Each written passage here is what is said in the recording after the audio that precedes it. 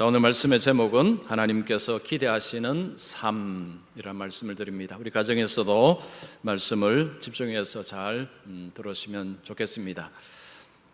골드 스미스라는 유명한 리더십 강사가 있습니다. 자, 이분이 2007년에 미국의 구글 회사 직원들을 대상으로 강연을 하였습니다. 자, 그들에게 이런 질문을 했습니다. 여러분이 지금 95세가 되었다고 하면 상상을 해 보십시오. 이제 숨을 쉬면 그 다음에 이 땅의 삶을 떠납니다. 마지막 숨을 들으시기 전에, 내쉬기 전에 여러분은 선물을 하나 받습니다. 그 선물은 95세의 자신이 오늘 현재의 자신에게 조언을 한 가지 할 수 있다는 것입니다. 여러분이 지금 95세의 노인이라면, 이제 숨을 한번 쉬면 이 땅을 떠나는 상태라면 지금 현재 자신에게 무엇을 조언을 하시겠습니까? 이렇게 물었습니다. 자, 95세의 자신, 이제 미래죠. 미래 95세의 자신이 오늘 현재 어떤 분에게는 30살, 어떤 분에게는 40대, 50대, 60대 되겠습니다. 자, 오늘 현재 자신에게 조언을 한 가지 한다면, 자, 무슨 조언을 하겠습니까? 이런 조언을 하겠습니까? 가능한 대로 돈을 많이 벌어라. 돈은 무조건 많이 벌어야 된다. 아니면 무조건 많이 배워라. 많이 배우는 것이 최고다. 무조건 행복하게 살아야 된다. 무조건 재밌게 살아야 된다. 이런 조언을 할까요? 자, 예수 믿는 사람하고 예수 믿지 않는 사람의 조언은 아무래도 좀 다를 것입니다. 제가 인터넷에 보니까 노인이 후회하는 10가지라는 게 있었습니다. 이걸 보면 그냥 세상에 예수 믿지 않는 분들이 중요하게 여기는 것이 뭔가가 나옵니다. 이런 것들입니다. 더 저축할 걸, 아내에게 잘할 걸, 남자들의 대답입니다. 친구를 더 많이 사귈 걸, 자식들과 더 많이 대화할 걸, 건강과 치아 관리를 잘할 걸, 이빨 관리 잘할 걸, 배움을 게을리하지 말 걸, 평생 할 수 있는 취미를 가질 걸, 일기를 쓰고 기록할 걸,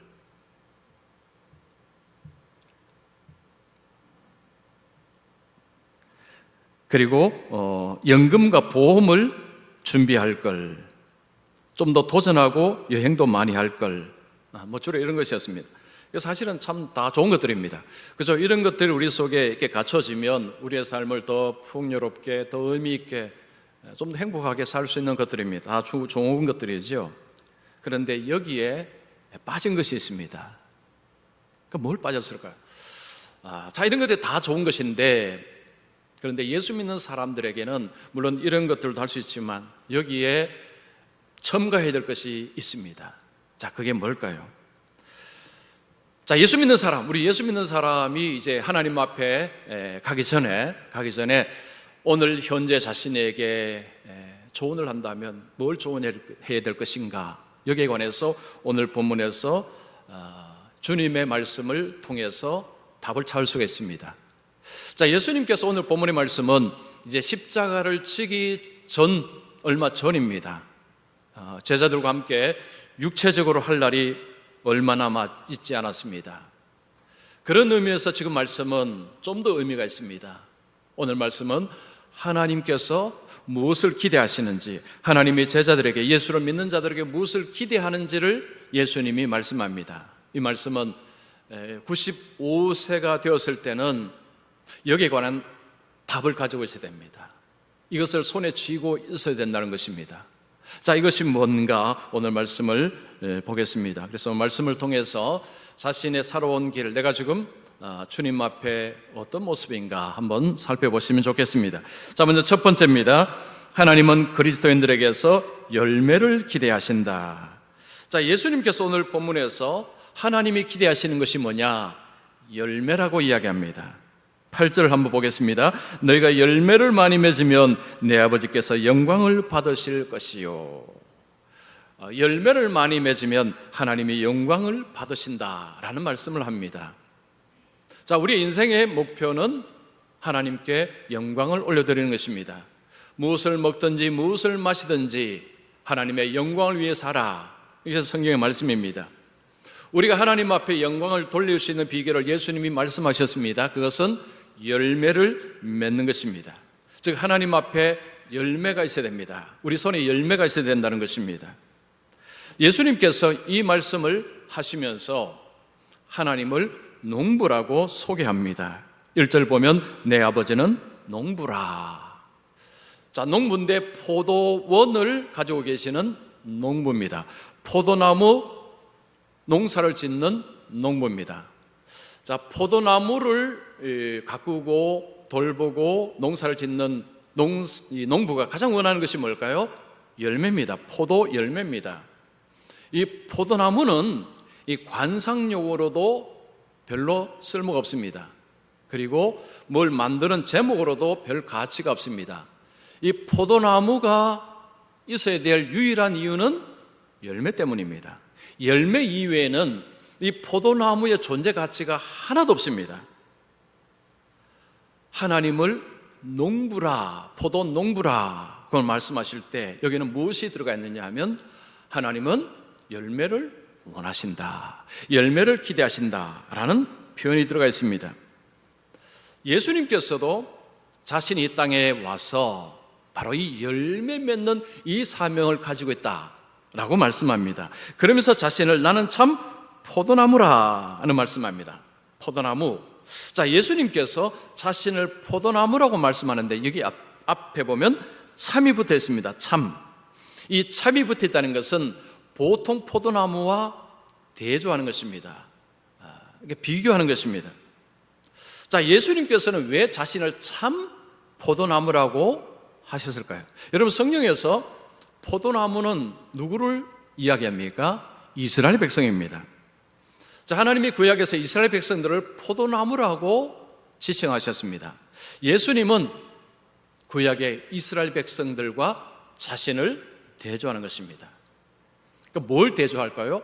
열매입니다. 열매를 대조하는 것입니다. 구약의 이스라엘 백성들이 그들이 손에 쥔 열매는 자, 무슨 열매였을까요? 여러분, 이사야 5장 2절 말씀 같이 보겠습니다. 자, 땅을 파서 돌을 제하고 극성품 포도나무를 심었도다. 그 중에 망대를 세웠고 그 안에 술들을 팠도다. 좋은 포도 맺기를 바랐더니 들포도를 맺었도다. 하나님께서 구약의 이스라엘 백성들 향해서 극상품 포도나무라 이렇게 표현을 합니다.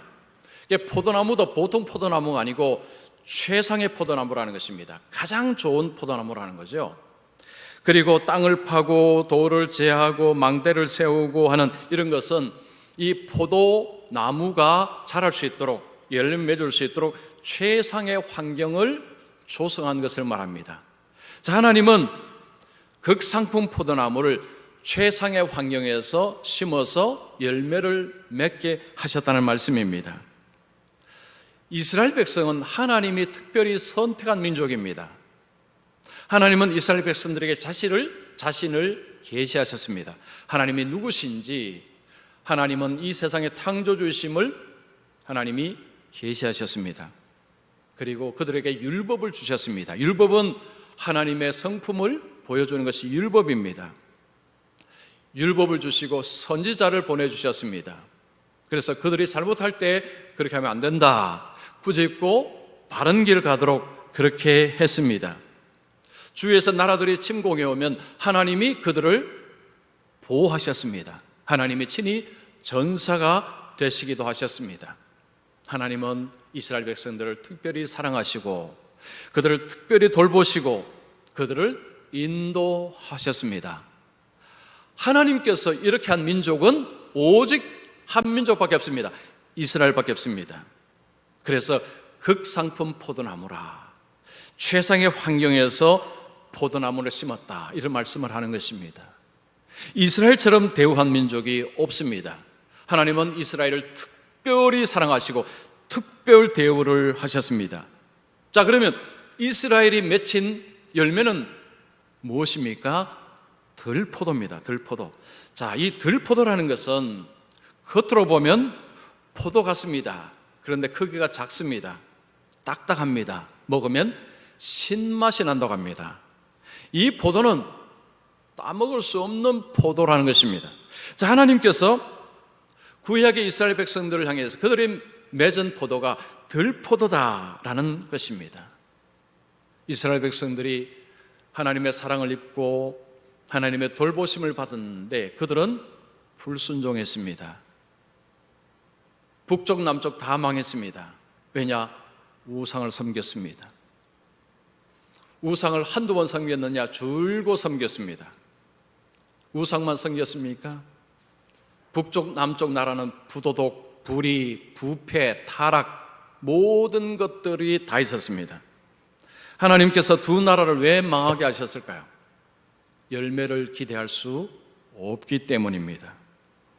자, 하나님은 그 이스라엘 대신에 새 포도나무를 심었습니다. 그것이 바로 예수님이라는 것입니다. 자, 북쪽, 남쪽 그 이스라엘 대신에 하나님이 새로운 포도나무를 심었는데 그 포도나무가 예수님이라는 것입니다. 자, 예수님은 구약의 이스라엘 백성들과 달리 불리한 조건으로 이 땅에 왔습니다. 예수님은 권세자의 집에 온 것도 아니고 예수님은 사람들이 흠모할 만한 외적인 조건을 가진 것도 아니었습니다. 이사야 선지자가 이런 표현을 썼습니다. 고운 모양도 없고 풍채도 없은즉 우리가 보기에 흠모할 만한 아름다운 것이 없도다. 자, 예수님을 사람들이 볼 때는 별로 매력이 없었다는 거죠.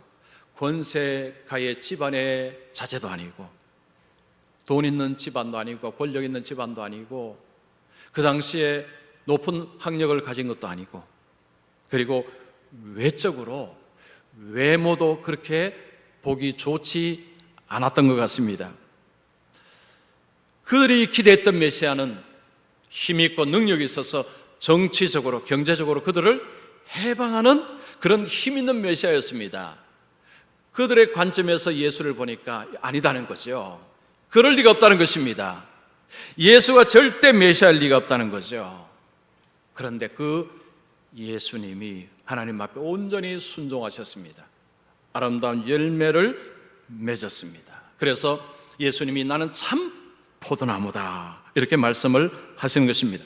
자, 예수님은 예수님의 제자들에게도 너희들에게도 하나님은 열매를 원하신다라는 표현을 씁니다.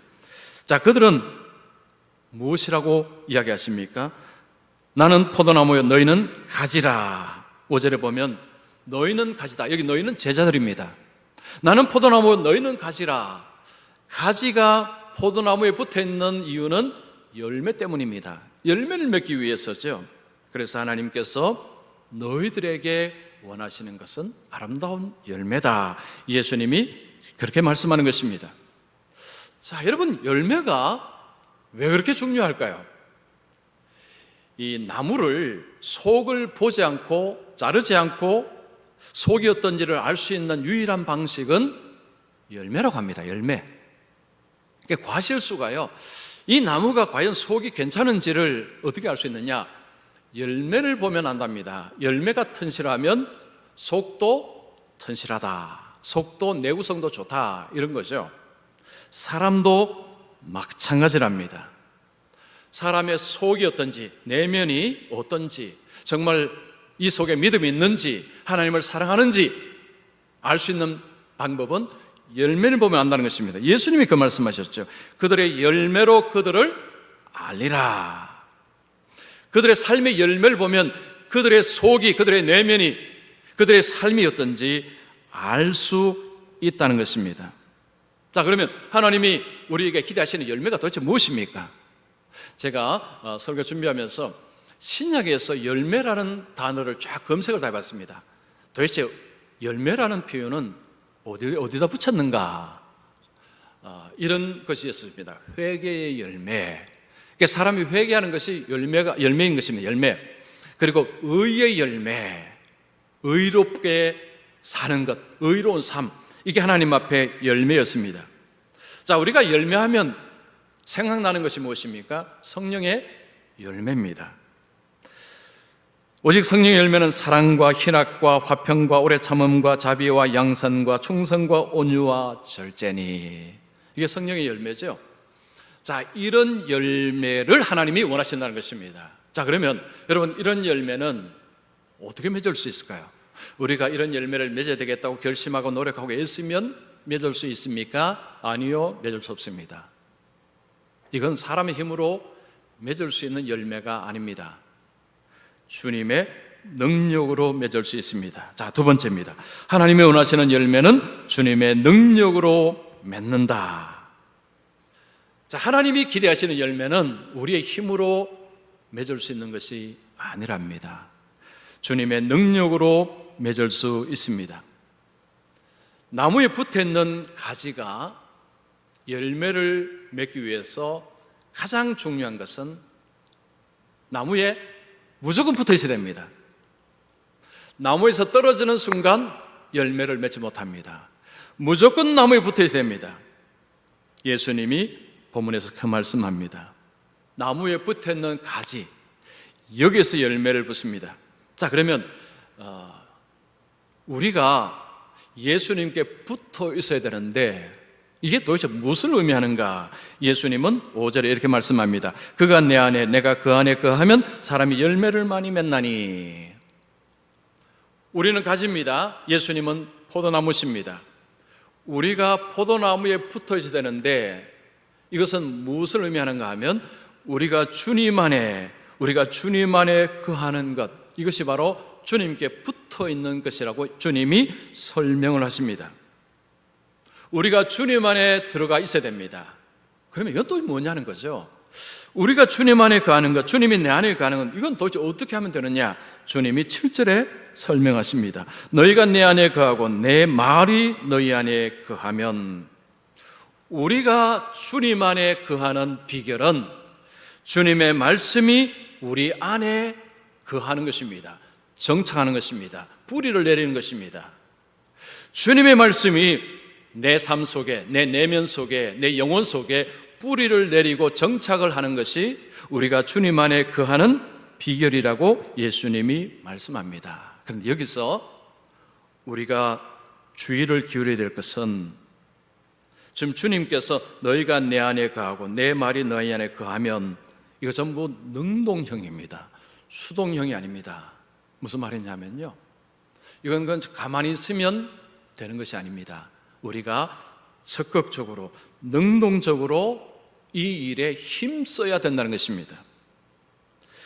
주님의 말씀이 우리 안에 정착하기 위해서, 자, 우리가 어떻게 힘을 써야 됩니까? 먼저는 주님의 말씀을 들어야 됩니다. 자, 우리가 주님 말씀을 듣기 위해서는 말씀이 있는 곳으로 가야 됩니다. 말씀이 있는 곳으로 내 자신이 가야 됩니다.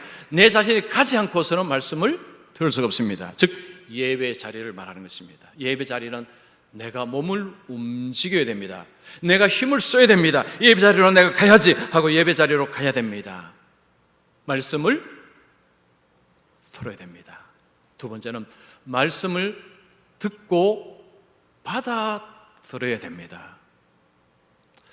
자, 말씀을 듣기만 하면요, 기현상이 벌어집니다. 말씀을 듣기는 듣는 이 말씀을 내 마음밭으로 이걸 뿌리 내리지 아니하면 어떤 기현상이 벌어질까요?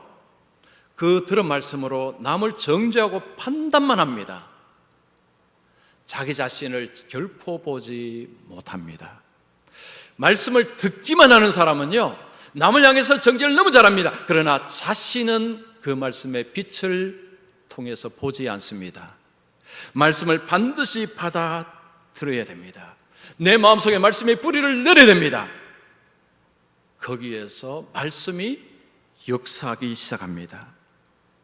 말씀을 듣고 말씀을 내 마음속에 받아들여서 내 마음속에 뿌리를 내리고 정착을 하게 되면 그때부터 말씀이 움직이기 시작합니다. 말씀이 활동하기 시작합니다.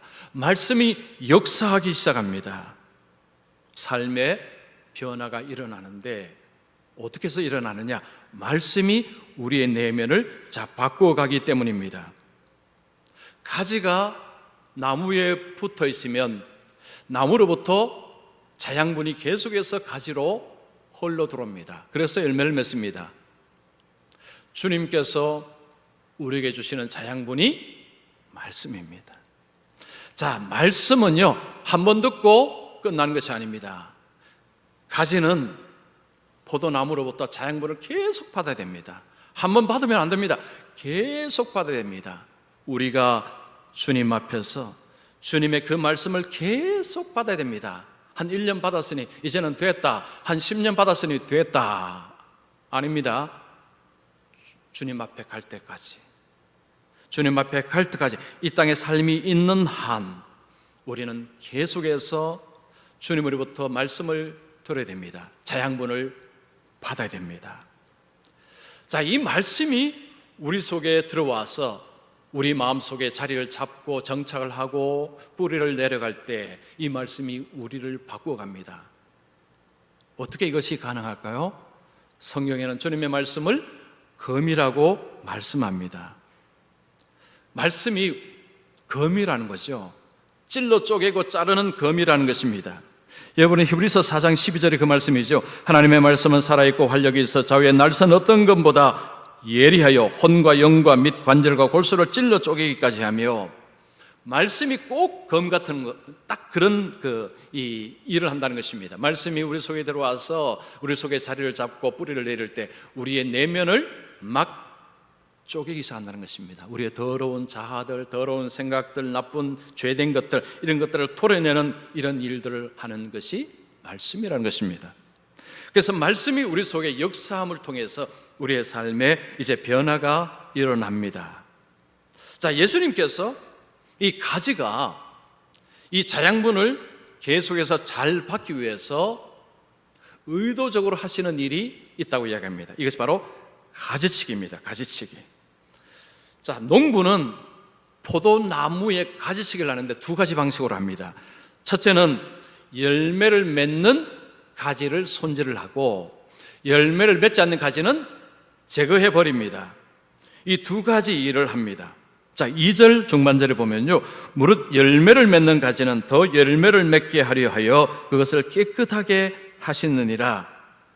자, 가지를 보니까 아주 열매를 맺는 가지입니다. 이 가지는 더 열매를 맺도록 하기 위해서 손질을 한다는 것입니다. 밑에 밑둥을 쳐주는 이런 손질을 합니다. 그런데 나무에 붙어는 있는데 보니까 열매가 없습니다. 이것은 바로 그냥 제거를 해버린다는 것입니다. 이 포도나무가 중에서, 가지 중에서요, 이게 밑으로 처지는 이 가지들이 있다고 합니다. 밑으로 처지면서 땅에 이 땅을 기면서 이제 이 줄기에 이 가지가 이제 자라는 것입니다. 이런 가지들은 비 오면 진흙에 덮여서 이 가지들은 열매를 맺지 못한다고 합니다. 이런 가지는 바로 그냥 잘라줘야 된다고 합니다. 만약에 이런 가지를 그대로 두면 가지의 양분이 그쪽으로 갑니다. 거기도 갑니다. 그러면 이 열매 맺는 가지의 양분이 더 많이 가도록 하는 데 있어서 이게 방해가 됩니다. 그래서 그쪽을 잘라주어서 나무로부터 자양분이 열매 맺는 가지를 향해서 잘 갈 수 있도록 길을 만들어 준다는 것입니다. 그래서 농부는 가지치기를 통해서 열매 맺는 가지가 더 열매를 맺을 수 있도록, 자, 그렇게 일을 한다고 주님이 말씀합니다. 자, 이 가지치기가 우리에게는 어떤 의미가 있을까요? 가지를 치는 것입니다. 아프지요? 아픕니다. 이 말씀은 하나님이 우리에게 행하시는 죄에 대한 징계로 인한 고통, 고난, 이것을 의미하는 것입니다. 자, 우리는 다 죄인으로 태어납니다. 죄를 짓고 살아갑니다.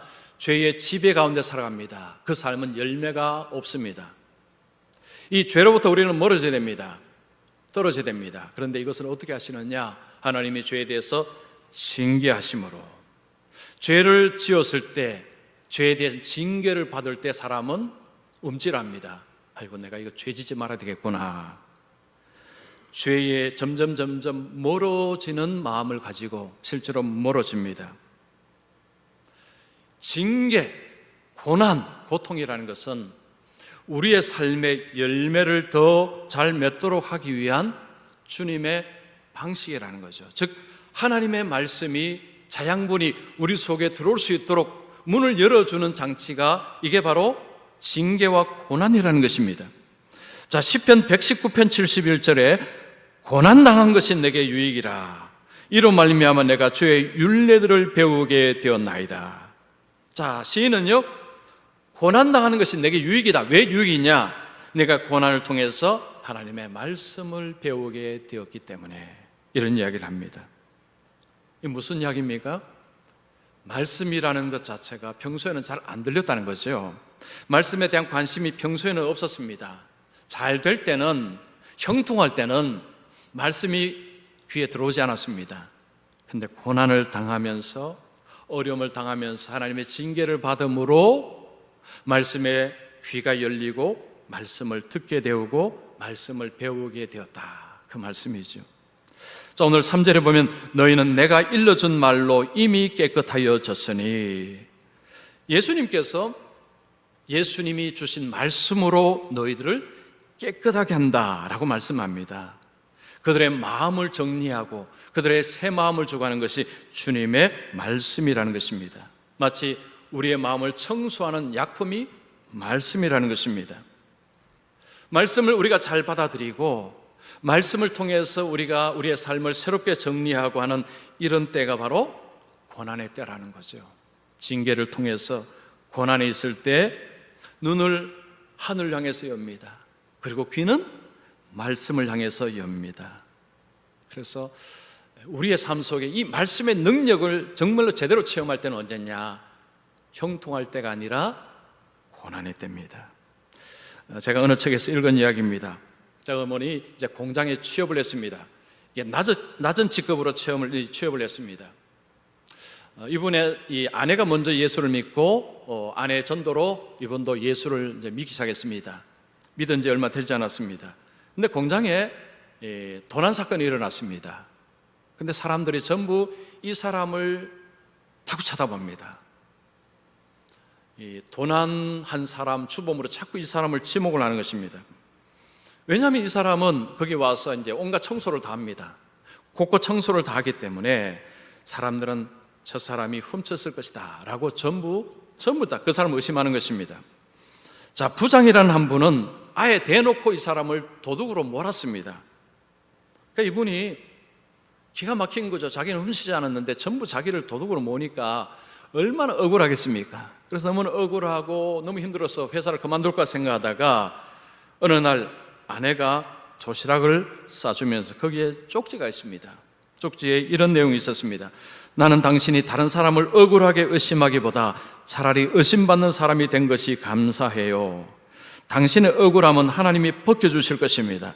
나는 당신이 당신의 의심하는 사람들을 비판하기보다 축복하는 사람이 되기를 기도합니다. 나는 당신이 당신을 의심하는 사람을 축복하는 사람이 되기를 원합니다. 그러면서 성경 구절을 하나 적었습니다. 부당하게 고난을 받아도 하나님을 생각함으로 슬픔을 참으면 이는 아름다우니, 그러나 선을 행함으로 고난을 받고 참으면 이는 하나님 앞에 의로우니라. 부당하게, 지금 부당합니다. 억울합니다. 부당하게 고난을 받습니다. 하나님을 생각하라는 거죠. 하나님을 생각하고 참으면 하나님 앞에 아름답고 의롭다. 이 말씀 붙잡았습니다. 그래, 내가 이 말씀 붙잡아야지. 그리고는 부장에게 쪽지를 하나 보냅니다. 부장님, 저는 부장님을 축복합니다. 이런 일로 서로를 의심하는 이 세상이 원망스럽습니다. 그럴수록 정직한 사람을 필요로 하는 세상이라고 생각합니다. 교훈을 삼겠습니다 하고 쪽지를 얹어놨습니다. 그리고 얼마 뒤에 누명이 벗겨졌습니다. 그러자 회사 사람들이 이 사람을 보는 태도가 완전히 달라졌습니다. 정직한 사람. 이 사람이 나중에는 대표까지 올랐다고 합니다. 밑바닥에서 저 대표까지 올랐다고 합니다. 자, 하나님의 말씀이 능력이다. 이거 평소에 우리는 잘 몰라요. 그렇지, 능력이지. 머리로는 다 동의합니다. 가슴으로는 동의 안 됩니다. 그런데 말씀이 능력이라는 것이 언제 가슴으로 받아들여지느냐? 고난의 때입니다. 어려울 때입니다. 제가 중독에 관한 책을 한 권 읽었는데요. 이 중독, 술 중독, 마약 중독, 이런 사람들을 치료하는 방식이 생각을 바꾸는 것이라고 합니다. 생각 바꾸는 것. 왜냐하면 술 중독이든 마약 중독이든 이 나쁜 중독에 빠진 사람들의 특징이 뭐냐면 자기를 부정적으로 일단은 여긴답니다. 자기에 대한 부정적인 이 생각이 굉장히 강하답니다. 왜 그러냐니까요, 그 술과 마약을 끊기 위해서 부단히 노력하고 부단히 애썼는데 다 실패한 것입니다. 그러니 자기가 자기를 못 믿는 것입니다. 그러니까 자기에 대해서 굉장히 부정적으로 생각합니다. 그리고요, 주위에 있는 사람들, 세상, 모든 것들을 부정적으로 본다고 합니다. 그러니까 그 생각을 안 바꾸면 이거 회복이 안 된다는 거죠. 그래서 그 생각을 바꾸는 것이 가장 중요하다고 합니다. 그런데 여러분, 그게 쉽겠습니까? 여러분, 세상에 제일 어려운 게 사람 생각 바꾸는 것입니다. 그런데 지금 중독이 되어서 온 세상을 부정적으로 보는 거기에 꽉 매여 있는 사람, 생각을 어찌 바꾸겠습니까? 근데 방법이 있답니다.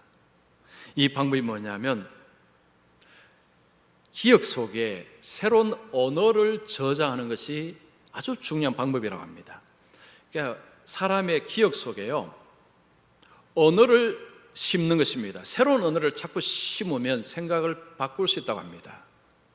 자, 지금 중독한 사람의 마음속에는 부정적인 생각으로 가득 차 있습니다.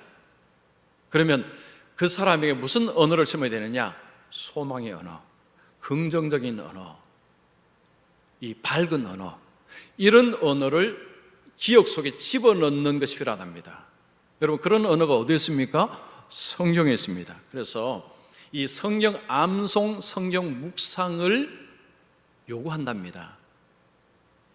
이런 거죠. 여호와나 나의 목자시니 내게 부족함이 없으리로다. 이것을 그냥 계속 반복하는 것입니다. 여호와나 나의 목자시니 내게 부족함이 없으리로다. 여러분, 성경 암송하는 게 쉽지 않습니다. 많이 암송하는 것도 아니고 매일 조금씩 한 절씩이라도 여호와나 나의 목자시니 내게 부족함이 없으리로다 계속 하는 것입니다. 묵상은 원래 읊조리는 것입니다. 입으로 계속하는 거죠. 여호와나 나의 목자시니 내게 부족함이 없으리로다. 여호와나 나의 목자시니 내게 부족함이 없으리로다. 그러다가 부정 생각이 들면 또다시 여호와나 나의 목자시니 내게 부족함이 없으리로다. 기억 속에 새로운 언어를 자꾸 심는 것입니다. 그러면요, 하루가 지나고 이틀이 지나고 며칠이 지나면 생각이 조금씩 변화가 일어난답니다. 희한하죠? 언어가 들어가면 생각이 바뀌는 것입니다. 제가 몇 주 전에도 설교를 했죠. 좋은 언어가 들어가야 사람이 좋은 생각을 하는 것입니다. 그러면서 중독에서 벗어나는 회복을 하는데요. 그래서 이 중독에 관한 책을 쓴 분이 하는 이야기가 성경 암송하고 성경 묵상이 정말 효과가 있더라, 그런 글을 썼습니다. 많은 분들이 하나님 앞에 평탄을 기도합니다. 하나님, 내 삶에는 어려움이 없게 하옵소서, 내 자녀에게는 어려움이 없게 하여 주옵소서. 이게 굉장히 위험한 기도입니다. 사람은 평탄할 때 하나님 생각하지 않습니다. 평탄할 때 하나님 말씀 듣지 않습니다.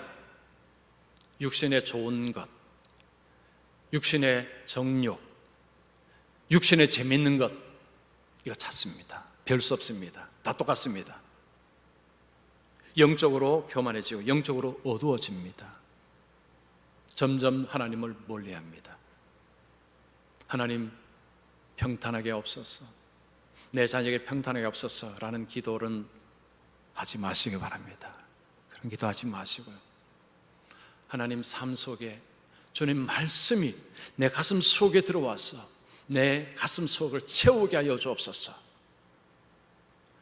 고난이 그렇게 한다면 고난까지도 받겠습니다. 하나님께서 징계하시는 것은요, 자녀이기 때문에 징계하는 것입니다. 남은 징계 안 합니다. 여러분, 부모가 남의 집 자식에게 잔소리하지 않습니다. 자기 자식이니까, 사랑하는 자녀니까 잔소리하고 징계하는 것입니다. 징계는 다 받는 것이거늘 너에게 없으면 사생자요 친아들이 아니니라. 하나님 말씀합니다. 하나님께서 우리의 삶의 이 모양 저 모양으로 이런저런 어려움을 통해서 결국은 하나님이 원하시는 것이 무엇일까요? 열매입니다. 근데 그 열매는 고난이 온다고 저절로 맺혀지는 것이 아니라 고난을 통해서 하나님이 우리에게 자양분을 주십니다. 말씀을 주십니다. 그 말씀이 우리 속에 능력으로 역사하여서 그러면서 우리 삶 속에 아름다운 열매가 맺어지는 것입니다. 대추 한 알도 그저 그렇게 된 것이 아니랍니다. 이 정석주라는 시인이 쓴 대추 한 알 한번 들어보십시오. 적에 저절로 붉어질 리는 없다.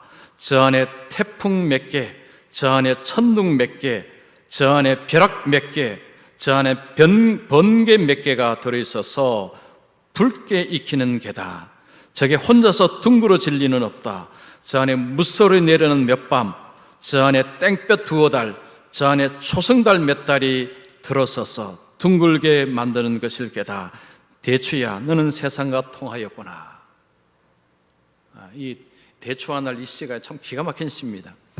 그 조그만 대추, 그 참 맛있게 보이는 대추가요, 그저 대추가 된 것이 아니라는 거죠. 천둥, 번개, 태풍, 바람 이런 것들이 있어서 그 대추가 형성이 되었다는 거죠. 우리 인생도 마찬가지입니다. 하나님 앞에 아름다운 인생으로, 하나님 앞에 아름다운 열매로 주님 앞에 들어지기 위해서 하나님이 우리의 삶 속에 천둥, 태풍, 번개 이런 것들을 보내서 우리를 깎아가고 우리를 다듬어가고 우리를 새롭게 하신다는 말씀입니다. 자, 하나님이 뭘 기대하신다고요? 열매는 어떻게 맺을 수 있다고요? 주님의 능력으로, 주님의 말씀이 우리 속에 자양분이 될 때 그 말씀이 우리 속에서 열매를 맺게 하신다는 것입니다. 특별히 고난을 통해서 하나님은 이렇게 하신다고 말씀합니다. 자, 우리 함께하는 게 우리 성도님들은 이 땅에서 좋은 것 많이 누리는 것도 중요하지만 하나님 앞에 서기 위해서 우리에게 필요한 것은 열매입니다. 이 열매는 하나님 앞에 영광이 되고요, 그리고 주위에 있는 사람들에게 복이 됩니다. 그래서 아름다운 열매가 여러분 95세의 자신이 현재 자신에게 너는 하나님 앞에 아름다운 열매를 준비해라, 바로 그 이야기를 해야 하는 것입니다. 그래서 자, 우리 성도님들은 이제 주님 앞에 설 그날까지 아름다운 열매를 많이 준비하셔서 그래서 우리 하나님 앞에 영광을 올려드리는 우리 성도님들이 되시기를 축원합니다.